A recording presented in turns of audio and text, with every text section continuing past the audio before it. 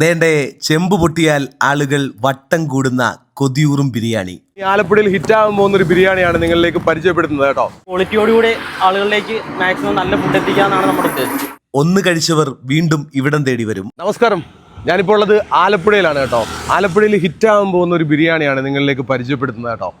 നാളെ മുതൽ ഇവിടെ നല്ല തിരക്കായിരിക്കും. അത്രയ്ക്കും കിടിലിനായിട്ട് നല്ല നീറ്റ് ആൻഡ് ക്ലീൻ ആയിട്ടാണ് ബിരിയാണി കൊടുക്കുന്നത്. നല്ല ആംബിയൻസിൽ ഇവരുടെ ഒരു കൗണ്ടർ ഇവിടെ ഓപ്പൺ ആയിട്ടുണ്ട്. ഞാനിപ്പം നിൽക്കുന്ന കറക്റ്റ് ലൊക്കേഷൻ എന്ന് പറയുന്നത് മങ്കൊമ്പിലാണ്. മങ്കൊമ്പിൽ നെസ്രത്ത് പാലം ഉണ്ടല്ലോ, അതിൻ്റെ തൊട്ടടുത്തായിട്ട് തന്നെ കർബല ജുമാ മസ്ജിദ് ഉണ്ട്. അതിനോട് ചേർന്ന് തന്നെ ഇവരുടെ ഒരു കൗണ്ടർ ഓപ്പൺ ആയിട്ടുണ്ട്. അത്രയ്ക്കും നീറ്റ് ആൻഡ് ക്ലീൻ ആയിട്ടാണ് ഇവർ ബിരിയാണി കൊടുക്കുന്നത്. നല്ല മലബാർ ചിക്കൻ ബിരിയാണി, അതുപോലെ ബീഫ് ബിരിയാണിയൊക്കെ നിങ്ങൾക്ക് ഇവിടുന്ന് കഴിക്കാം. അപ്പോൾ എന്താണെങ്കിലും ഈ ഒരു സ്പോട്ട് നമ്മുടെ പ്രിയപ്പെട്ട പ്രേക്ഷകരിലേക്ക് എത്തിക്കുകയാണ്. അപ്പം വേഗം വന്ന് വാങ്ങിച്ചു. നല്ല കിടിലം ബിരിയാണിയാണ് കേട്ടോ. കുറച്ച് ദിവസമാണ് തുടങ്ങിയിട്ടല്ലേ? കുറച്ച് ദിവസമേ ഉള്ളൂ. നാട്ടിലെ ഹിറ്റായി. അതെ ഹിറ്റായി. ഇനി സനി വന്നതിന് ശേഷം കച്ചവടം ഉഷാറായിക്കോളും. തീർച്ചയായും. നിങ്ങൾ നീറ്റ് ആൻഡ് ക്ലീൻ ആയിട്ടാണ് ബിരിയാണി കൊടുക്കുന്നത്. അത് എടുത്തു പറയേണ്ട ഒരു കാര്യമാണ്.